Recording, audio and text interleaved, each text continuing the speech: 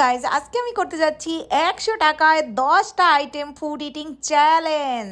So guys প্রথমে আমি একটু ভারী খাবার খাবো, যেহেতু লাঞ্চ টাইম। তো চলে আসলাম সিপিতে। তো সিপিতে কোনো আইটেমই নাই আমার বাজেট অনুযায়ী। তো খুবই মনে দুঃখ নিয়ে চলে গেলাম আর একটা রেস্টুরেন্টে। এই রেস্টুরেন্টটা অনেক ছোট, এটার খাবার আইটেম গুলো খুবই রিজনেবল, সর্বনিম্ন প্রাইস আছে 100 টাকা। তো আমি 100 টাকার নুডলস অর্ডার করলাম, বাট রেস্টুরেন্ট ওয়ালাকে প্রচুর পরিমাণে রিকোয়েস্ট করলাম, ভাইয়া আমাকে 30 টাকায় কোনো খাবার দেওয়া যাবে কিনা, ওই 100 টাকার নুডলসটাই আমাকে 30 টাকার পরিমাণে দিতে। তো ওনারা রিকোয়েস্ট করার ফলে আমাকে সেই 100 টাকার নুডলসটাই আমাকে 30 টাকার পরিমাণে দিছে। তারপর যথেষ্ট দিছে আর নুডলসটা খেতে বেশ মজার ছিল। দোকানদারকে থ্যাংক ইউ সো মাচ আমাকে এই হেল্পটা করার জন্য, যে পরিমাণটা কমিয়ে দিয়ে আমার থেকে প্রাইসটা কম নেওয়ার জন্য। যেহেতু আমার আজকে 100 টাকায় 10টা আইটেম খাইতে হবে, আমার মাথায় অনেক টেনশন। তো গাইস নুডলসটা খেয়ে নিলাম, অনেক টেস্টি ছিল। সো গাইস অলরেডি আমার 30 টাকা শেষ, এখন আমার কাছে অনলি 70 টাকা আছে। তো রাস্তা দিয়ে যাওয়ার পথে চোখে পড়লো কুরকুরে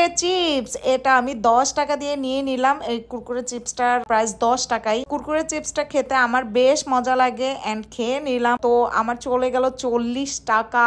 এখনো আমার অনেকগুলো আইটেম বাকি, এখন আমি কি করব। তো রাস্তা দিয়ে যেতে যেতেই দেখলাম স্কুলের ছাত্রছাত্রীরা খাচ্ছে হলো ফুচকা, আর আমি এটা দেখে লোভ সামলাতে পারলাম না। তো আমি 10 টাকা দিয়ে এক বাটি ফুচকা নিলাম এন্ড ফুচকাটা গপাগপ গিলে নিলাম, কারণ ফুচকা আমার খুবই ফেভারিট। তো ফুচকা খাওয়ার পর আমার এতটাই ঝাল লাগছে, তাই একটা ড্রিঙ্কস নিয়ে নিলাম কোকা কোলা আমি 20 টাকা দিয়ে নিলাম এন্ড কোকা কোলা খাওয়ার পরে আমার অনেক রিফ্রেশ লাগতেছে এন্ড অনেক মজা ড্রিঙ্কস। আমি একটু ড্রিঙ্কস লাভার। এরপরে আমি অনেক রিকোয়েস্ট করে আলু চিপস নিলাম 10 টাকা দিয়ে, কারণ আমার বাজেট কম। দোকানদাররা আমাকে অনেক হেল্প করলো। তো 10 টাকা দিয়ে আমি আলু চিপস নিলাম, আর আলু চিপসটা আমার অল টাইম ফেভারিট এন্ড অনেক ভালো লাগে। আমি ম্যাক্সিমাম টাইমে কোনো চিপস খেতে হলে অবশ্যই আমি আলু চিপসটাই খাই। কে কে আছেন আলু চিপস লাভার অবশ্যই কমেন্ট করবেন। তো রাস্তা দিয়ে যেতে যেতে দেখলাম ভ্যানে অরেঞ্জ বিক্রি করতেছে। তো আমি বললাম, ভাই এই অরেঞ্জ কি আমাকে একটা ফ্রিতে দেওয়া যাবে, কারণ আমার যে টাকা আছে আর যে কটা খাবার আছে সেক্ষেত্রে আমার টাকায় হবে না। তো ওনাকে বলার পরে উনি প্রথমে বলে কি না ফ্রিতে আমি দিব না। পরে চলে যেতে নিলাম, পরে আমাকে ডাক দিল যে ঠিক আছে নেন একটা অরেঞ্জ। তো অরেঞ্জটা খেয়ে বুঝলাম যে অরেঞ্জটা আসলে পচা ছিল। তারপরেও দোকানদার ভাইকে অনেক ধন্যবাদ আমাকে একটা আইটেম বাড়িয়ে দেওয়ার জন্য। তো আমি অরেঞ্জটা খেয়ে নিলাম, যাই হোক হেলদি খাবার তো।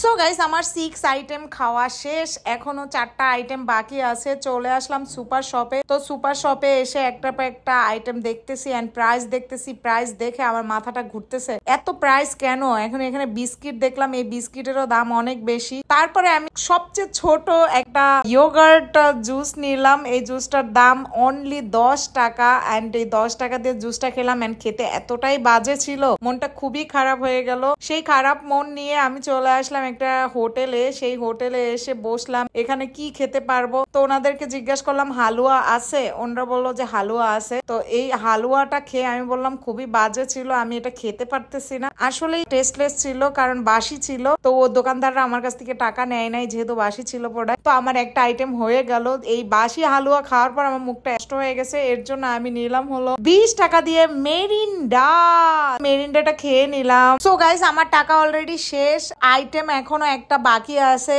তো আমি একটা ফ্রিতে চকলেট খেয়ে নিলাম। এটা ছিল অ্যালপেনলিবে চকলেট এন্ড এই চকলেটটা খেতে আমার অনেক ভালো লাগে। কে কে আছেন এই অ্যালপেনলিবে চকলেট লাভার অবশ্যই কমেন্ট করবেন। হয়ে গেল আমার 10 আইটেম। সো গাইস অবশ্যই কমেন্ট করবেন আমার কত টাকা খরচ হলো এন্ড 10 আইটেম খেতে পারলাম কিনা। এরপরে কি চ্যালেঞ্জ দেখতে চান অবশ্যই কমেন্ট করে জানাবেন and subscribe me. Bye by.